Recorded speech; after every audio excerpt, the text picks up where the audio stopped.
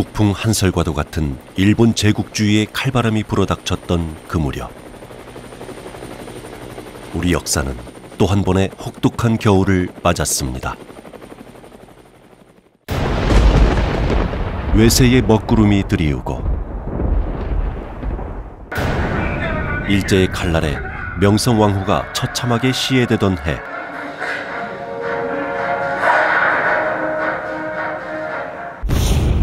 단발령까지 강제 시행되면서 전국에서 의병들이 일어났습니다.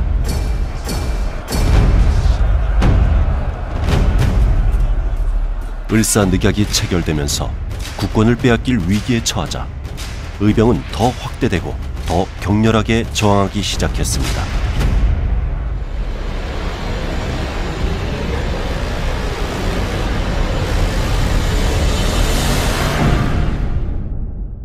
(1907년) 군대가 해산되면서 전국에 많은 의병 활동들이 일어나게 됩니다. 특히 전라도 지역을 포함한 이 광주 지역 의병들이 그 전반적인 의병 활동 중에 큰 핵심을 가지고 그 지역 안에서 나라 빼앗긴 그 모습들을 되찾기 위한 활동들이 전반적으로 진행되는 게 큰 특징이라고 할 수 있습니다. 1907년 음력 9월, 장성 수연산 석수암이라는 암자에 호남 각지에서 활약하던 의병 부대들이 모였습니다. 이들은 뜻을 모아 호남 창의 회맹소라는 의병 연합부대를 결성하고 해를 삼키자는 뜻을 세웁니다. 다시 말해 일본을 패망시키기 위해 힘을 규합한 것이죠.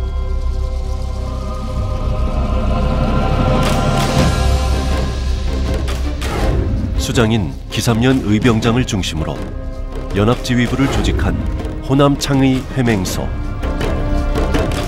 이들이 기세를 떨치면서 호남은 한말 의병 전쟁을 주도하게 됩니다.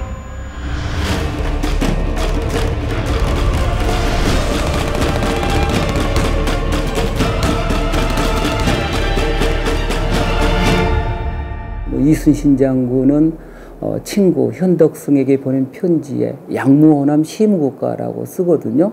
만약 호남이 없으면 국가가 없었을 것이다. 다른 지역의 의병이 수그러들 무렵인 1907년대 이후에 우리 지역은 전국 최대 의병 항쟁지가 됩니다. 국가의 지원을 전혀 받지 못하는 상황에서도 오로지 나라와 민족을 지키기 위해 목숨을 건 싸움에 주저없이 나섰던 의병들.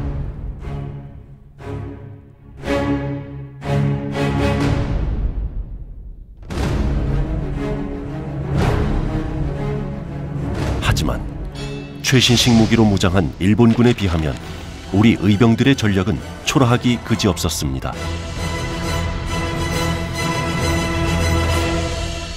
일본의 경우에는 그 당시 무라다식이라 해가지고 굉장히 연발도 가능하고 유효 사거리도 250m 이상 되는 그야말로 신식 총이었습니다. 그런데 우리가 갖고 있는 의병들이 가지고 싸웠던 총은 화승총이라는 건데 그건 신비식이어서 유효 사거리가 약 20m 정도밖에 되지 않습니다. 그래서 실제 그 싸움에서는 결과로만 본다면 일제의 군경이 1명 죽으면 의병은 130명 정도가 전사하게 될 정도로 굉장히 큰 열세였죠. 때는 바야흐로 1908년 4월 25일.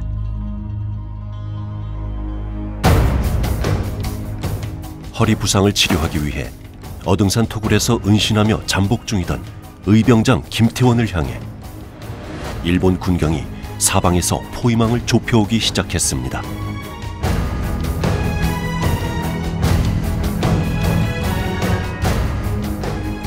짙은 안개를 이용해 김태원 장군은 부대원 일부를 먼저 피신시켰습니다.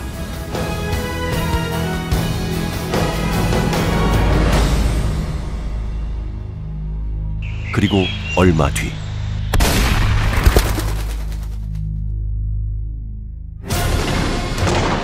제2특설순사대라는 별도의 부대까지 편성해 진압에 나선 일제. 그들의 대대적인 작전이 노린 것은 당시 일본 군경조차 신출귀몰하다 평하며 거괴라 불렸던 김태원 의병장이었습니다.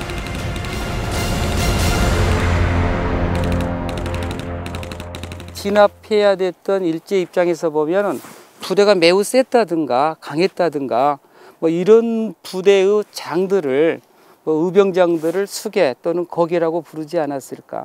일본 놈들이 채 생포하려고 그랬지. 잡으려고.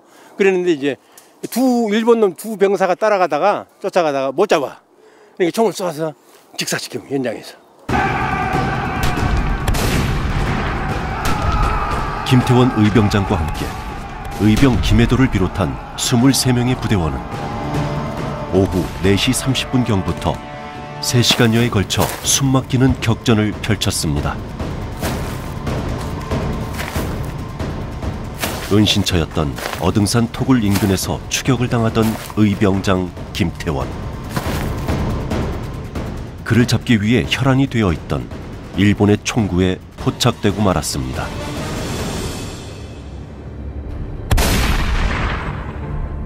김태원 장군은 그렇게 장렬한 최후를 맞았습니다.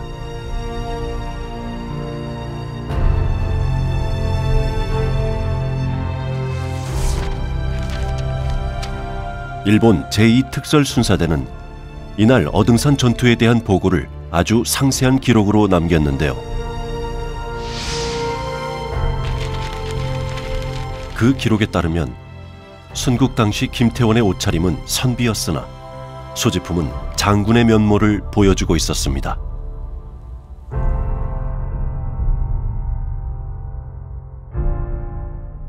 그들이 처음에 편성을 할 때는 1908년 1월에 편성을 해서 2월에 우리나라 여기 전남 지역에 왔는데 그 당시에 규모가 그 한 개 부대당 61명이었는데 3개 분대로 이렇게 편성이 돼 있었습니다.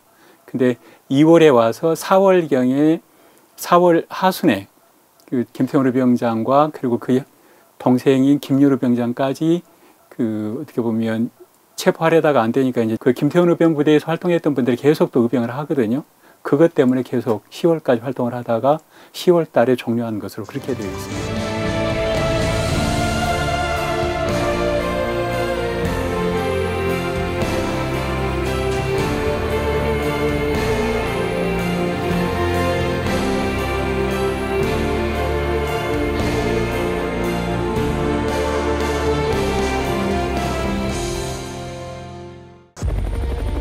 광주 광산구의 진산, 어등산.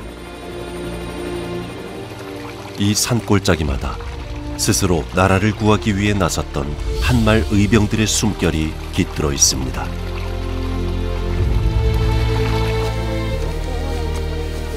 역사의 숲을 헤치고 100년이 넘는 세월을 되짚어가는 길. 광주의 역사 교사들이 그동안 잘 알려지지 않았던 한말 어등산 의병들의 발자취를 찾아 나섰습니다. 의병들이 어떤 길로 다녔을까 이런 길들도 한번 쭉 찾아보면서 그래서 이제 나중에 학생들한테 의병들이 이렇게 싸웠다 이런 곳에서 이런 것들 좀 알려주고 싶습니다. 역사 저편에서 가리워져 있던 어등산 의병들의 흔적이 드러나기 시작한 것은 2008년.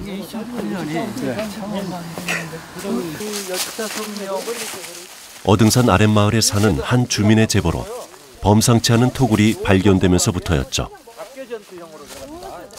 2008년에 전수종 씨한테 연락이 왔어요. 와가지고 굴을 찾았다고.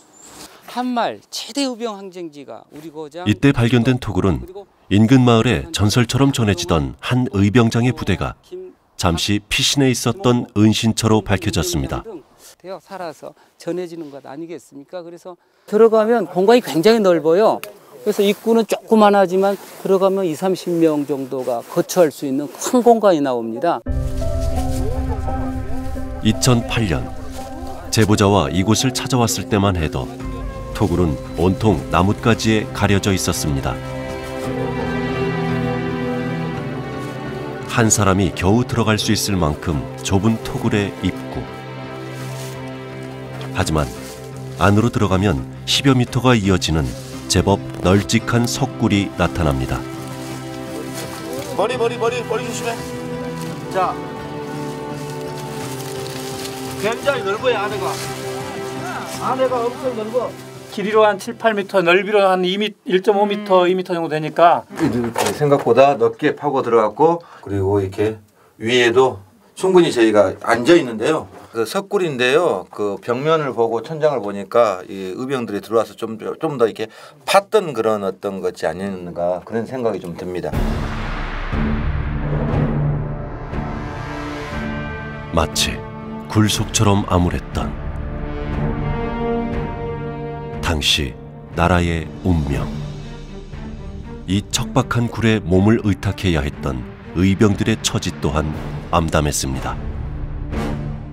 그러나 스스로 의병이 된 그들은 자신들이 위태로운 나라의 마지막 보루임을 잘 알고 있었습니다.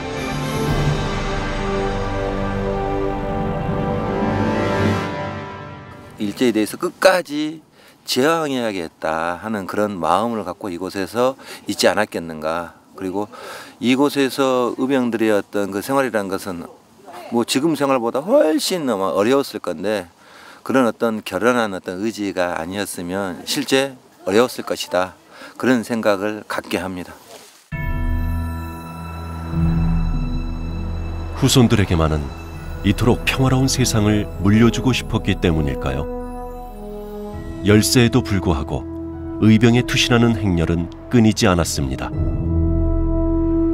그렇게 이어진 역사의 길. 의병장들과 관련된 길이 10개가 있어. 임진왜란 의병과 관련된 게 5개, 한말 의병과 관련된 게 5개. 그 중에 이제 가장 중심되는 게 바로 이 김태원 의병장을 기리는 죽봉로야. 자, 저기가 죽봉대로라고 쓰여 있죠? 네. 여기가 바로 죽봉대로의 시작이에요.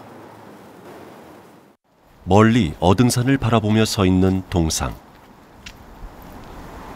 차렷! 자, 공격 시작! 어떤 무기보다 강했을 당시 의병들의 신념과 의지가 전해지는 듯합니다.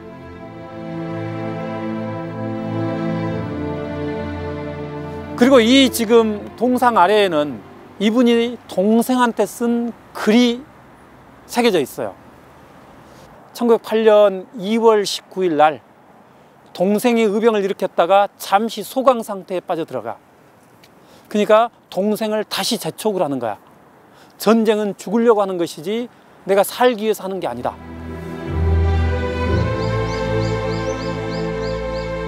어등산 전투에서 전사하기 2달 전, 김태원 의병장이 동생 김율 의병장에게 쓴 이 편지는 그가 세상에 남긴 마지막 유언이 되고 말았습니다.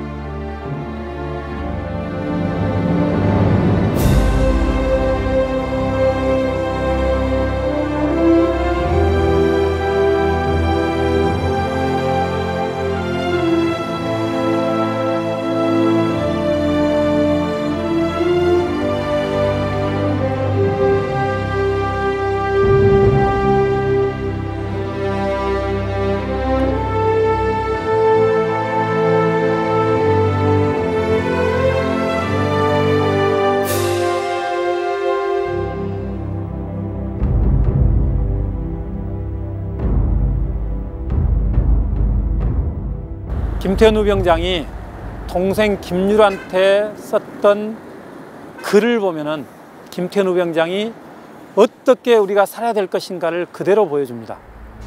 앞으로 우리가 조국을 위해서 어떻게 활동들을 해나갈 것인가, 또 우리가 어떻게 나라를 더 부강하고 문화적으로 풍성한 나라를 만들어 나갈 것인가.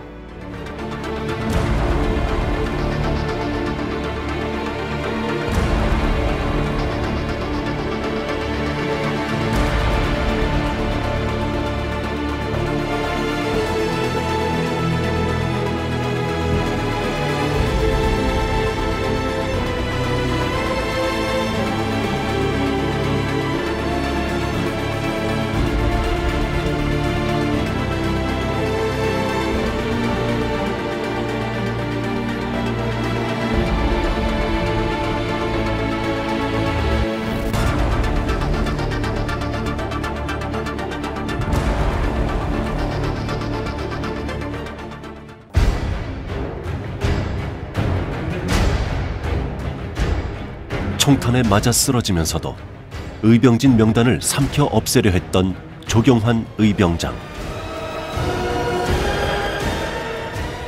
기어이 성냥불을 구해 동지들에게 후환이 될 증거를 불사른 뒤에야 숨을 거뒀습니다.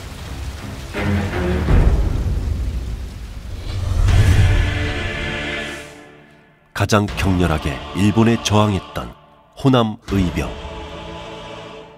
1909년 일본은 진압작전에 돌입했습니다. 남한 폭도 대토벌 작전이었습니다.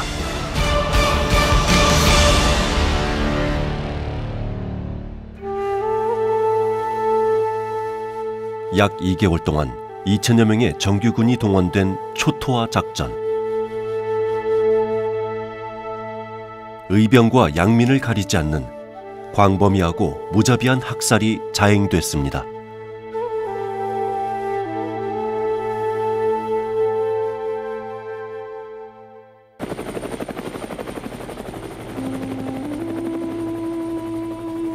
그해 겨울, 토벌의 그물을 피하지 못하고 체포된 어등산 의병장 전해사는 황룡 강가에서 끌려가며 그 비통함을 한 편의 시로 남겼습니다.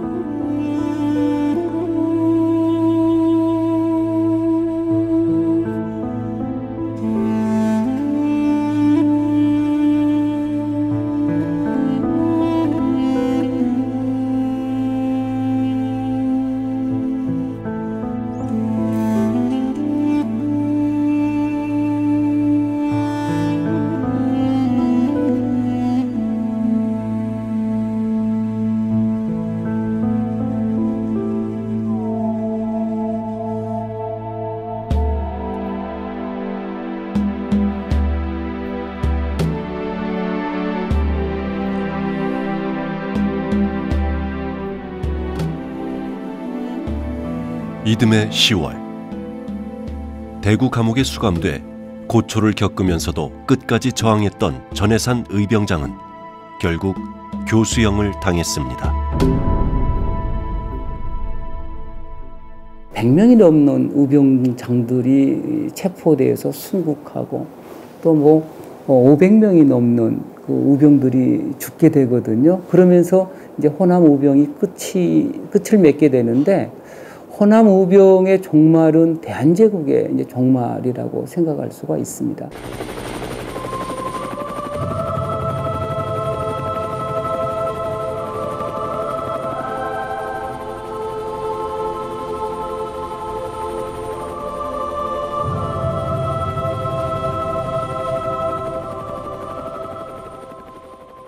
그 어등산이 있는 지리적 위치가 굉장히 교묘한 지역입니다. 장성, 광주, 나주, 한평 이게 겹치는 지역이거든요. 그러다 거기는 황룡강이 흐르기 때문에 앞에 강이 있으니까 쉽게 접근을 하지 못합니다. 그러니까 의병들이 그런 지리적 위치를 활용했고 또 그 행정기관들의 어떤 중첩성 이런 것들을 활용했기 때문에 의병의 근거지로서 어등산을 활용했다고 이야기를 많이들 합니다.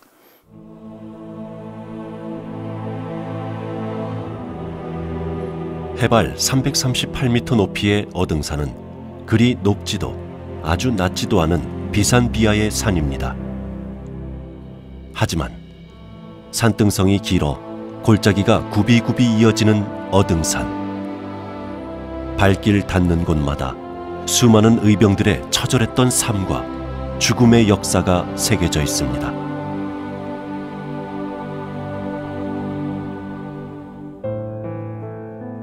어등산의 골짜기가 99골짜리거든요.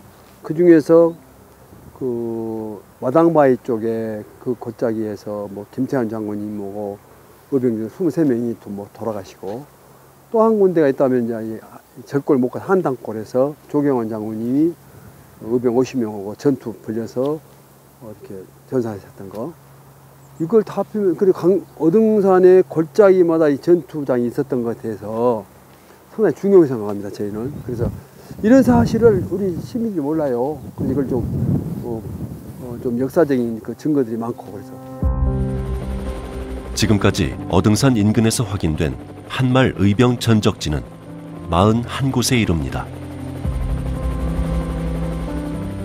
마치 신선이 논이는 듯한 산천으로 둘러싸인 골짜기라 하여 동천이라 불리는 곳.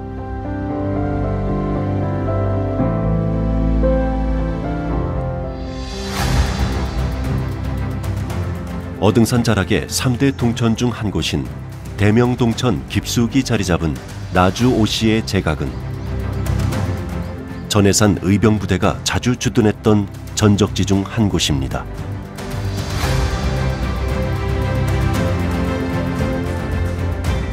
전사한 김태원 장군의 뒤를 이어 대동창의단을 꾸린 전해산은 이곳을 은밀한 무기 제조 장소로 활용하곤 했습니다.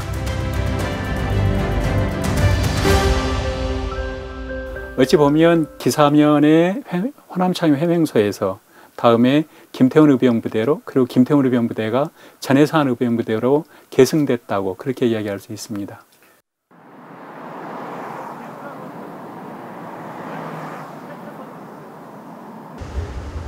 (1908년 7월부터 이듬해 5월까지) 전해산의 대동창의단은 어등산을 중심으로 유격 전술을 구사하며 일본 군경과 70여 차례나 교전을 벌였습니다. 그 치열했던 전투를 전해산은 진중일기에 생생하게 기록했습니다. 무신 8월 1일 이렇게 되어 있는데 무신년이 1908년입니다. 그러니까 전해산 의병장이 독자적인 의진을 결성했던 시기입니다. 전해산의 진중일기는 전해산 의진이 활동했던 내용뿐만 아니라 그 당시에 전라도 전체 지역에서 활동했던 의병의 동향까지 보여주고 있기 때문에 굉장히 중요한 사료라고 할 수 있습니다. 현재까지 남아있는 의병장들의 전투 기록 중 가장 구체적인 자료라고 할 수 있는 전해산 진중일기.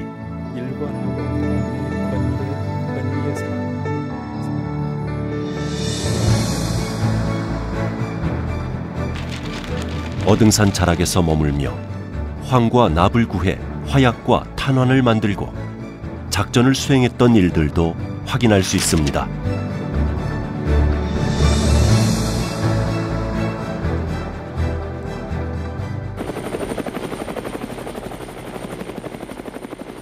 전해산 진중일기에 등장하는 또 다른 의병 전적지 중 한 곳인 용진동천. 어등산에 본거지를 뒀던 의병 부대들이 일본 군경과 자주 전투를 벌였던 곳입니다.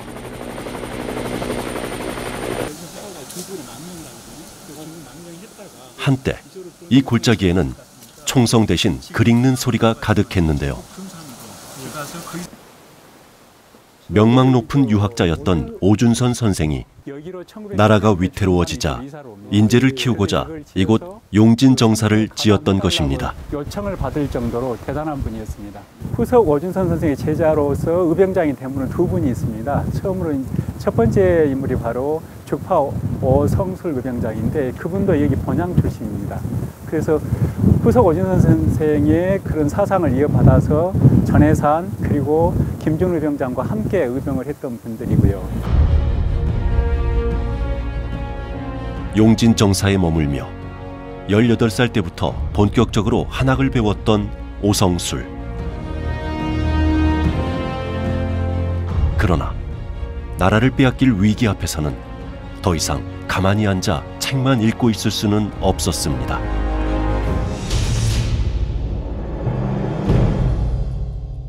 어등산 인근의 용진산을 근거지로 오성술은 일명 오참봉 의병부대를 일으켰습니다. 그의 부친은 전답을 팔아 군자금을 마련해 주었습니다.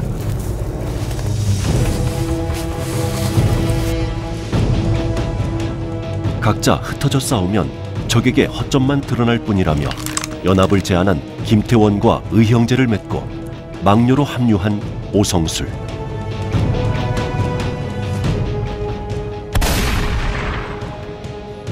일본 군경을 격파하며 많은 전투를 승리로 이끌었던 그는 1910년 26의 나이로 순국하기까지 맹활약했습니다. 어등산과 그 인근 지역이 대명동천, 용진동천, 성문동천, 동천이라는 것은 대체로 신선이 논이는 곳이라고 하지만 대체로 그곳에는 유학자들이 많이 이렇게 거주하고 있었습니다. 그런 유학자들 중심으로 의진들을 돕고 또 그분들과 함께 협력하고 그런 관계로 인해서 그 지역에 활동했던 의병장들과 다음에 그 지역의 주민들이 합심해서 항일투쟁을 전개한 것으로 이렇게 판단해 볼 수 있습니다. 세월이 흘러도 골짜기마다 선명하게 새겨져 있는 의병의 역사.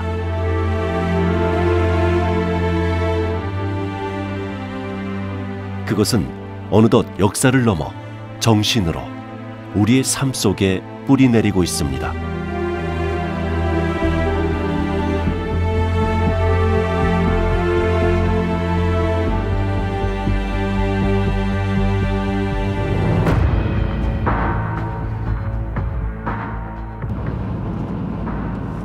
하지만 광복의 길은 멀고도 험난했습니다. 그 길에 수많은 이들의 목숨이 바쳐졌습니다. 조세현 씨의 할아버지께서도 어등산 의병 중 한 분인데요. 설날을 앞둔 어느 새벽, 일본 군경의 습격을 받아 순국했습니다.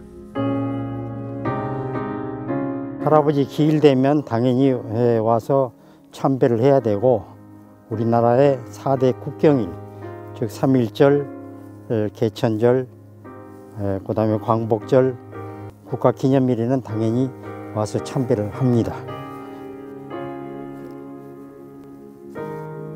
이분이 대천 조경환 의병장 저희 할아버지 묘소입니다.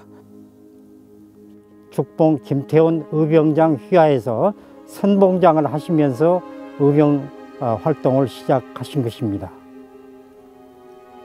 당시 일제는 전사한 의병장들의 죽음까지 찾아내 잔혹하게 훼손했습니다. 그래서 성묘는 고사하고 묘의 봉분조차 만들 수 없었습니다.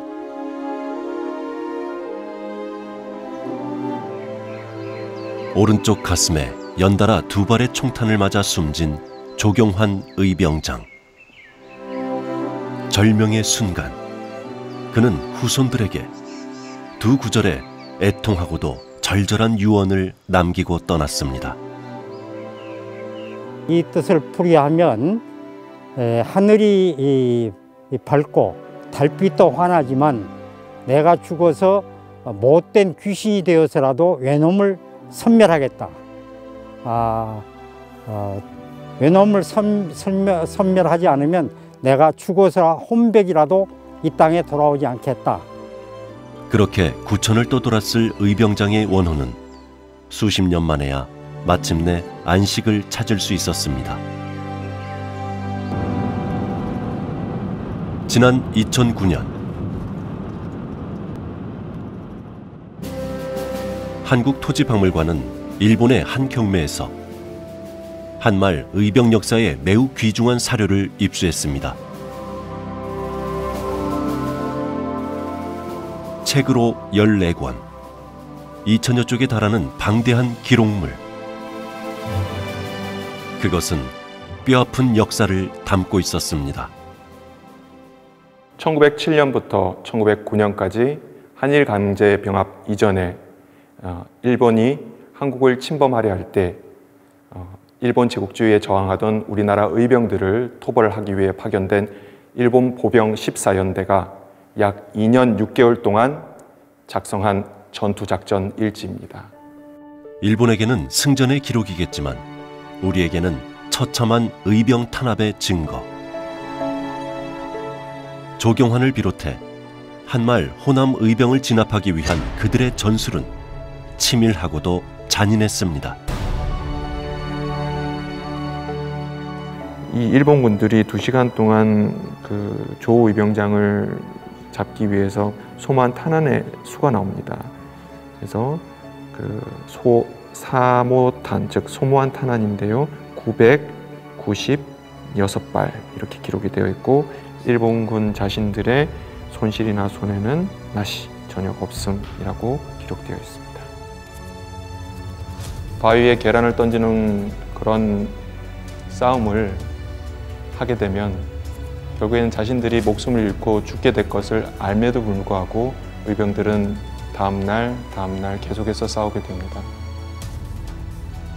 그들이 사랑했던 조국, 사랑했던 가족들을 지키기 위해서 반상의 구분 없이 어떤 강요도 없이 오로지 조국의 운명을 구하기 위해 목숨을 던졌던 한말 의병. 남한 폭도 대토벌 작전 당시 호남에서 체포된 의병의 수만 3,000명이 넘었고 기록 한 줄 없이 산호한 의병들도 셀 수 없이 많았습니다.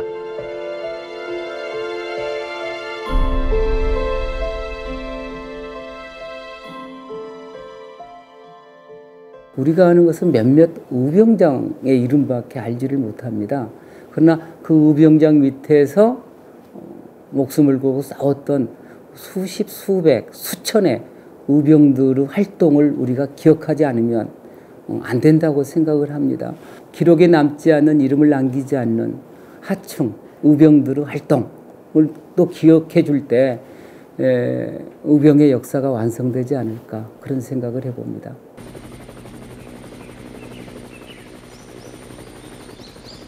어느덧 어등산에도 110여 년의 세월이 흘렀습니다. 죽음의 길인 줄 알면서도 이 산을 올라야 했던 의병들은 떠났지만 우리는 오늘도 그 역사의 길 위에서 살아가고 있습니다. 그렇기에 그분들의 피와 땀이 스며 있는 길을 따라 어등산 의병의 후손들은 다시 산을 오릅니다. 유정이 얼굴 나와야 돼. 어등산에서 110년 전에 산하하신 거룩한 고귀한 호남 의병 영령들을 위한 산제를 그분들이 산하한 지 110년 만에 후손들이 모여서 이렇게 지내게 됐습니다. 어등산 중턱에 처음으로 차려지는 의병들의 제사상. 김태원 의병장의 집안에서는 벌써 수십 년 전부터 명절 때마다 장군이 피살되던 전투에서 함께 전사하신 23분의 맷밥을 차례상에 올려왔습니다. 부모님이 결혼을 하니까 이렇게 지내셨다 하더라고요. 그렇게 어려운 과정에서도 다 그렇게 하시고 애기 아빠가 또 우리도 그렇게 해드린 것이 도리인 것 같다고 그래가지고 처음에 시작한 것이 해가지고 이제 계속 이어왔죠. 이 산기슭에 잠들어 계실 헤아릴 수 없이 많은 의병들의 영전. 그곳에 당신들의 이름조차 다 알지 못하지만 못다 푼 한은 잊지 않겠다는 다짐을 올립니다. 진정한 광복과 민족정기 선양을 위해서 우리 후손들은 신명을 다 바치겠습니다. 부디 영면하소서. 의병들의 발자취를 기억하고 이렇듯 그 정신을 기리는 일은 그들의 희생을 바탕으로 오늘을 살아가고 있는 우리 모두의 몫일 것입니다.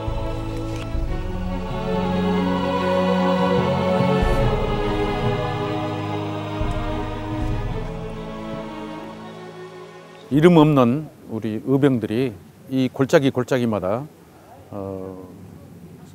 너무나 많이 순국을 하셨기 때문에 그분들을 위해서 그분들의 피와 땀 그리고 눈물을 기억하기 위해서 오늘 이 자리를 마련했습니다.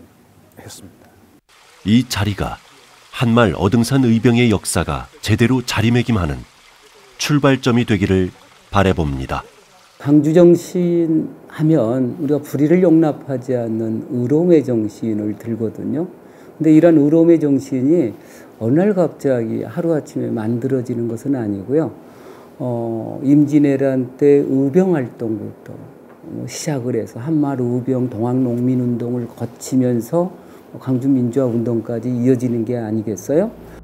이러한 자산들은 자랑스러운 남도인들의 자긍심이고 우리 시대가 지향해야 될 어떤 보편적인 가치인 평화라든가 뭐 우리 인권이라든가 뭐 우리만이 갖고 있는 통일이라든가 나눔이라든가 배려의 정신으로 확산됐으면 좋겠다.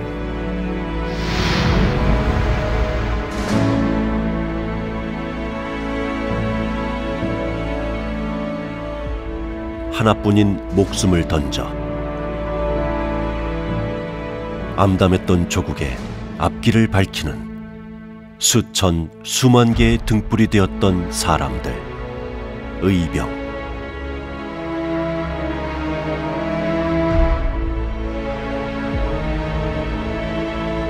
이들은 결코 되풀이 되어서는 안 될 처절한 역사의 증언자이자 이 나라의 영원한 수호자가 되었습니다.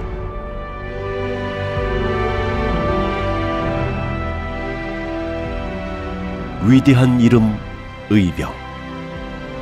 이것은 우리가 나아가야 할 길을 일러주는 변치 않는 이정표입니다.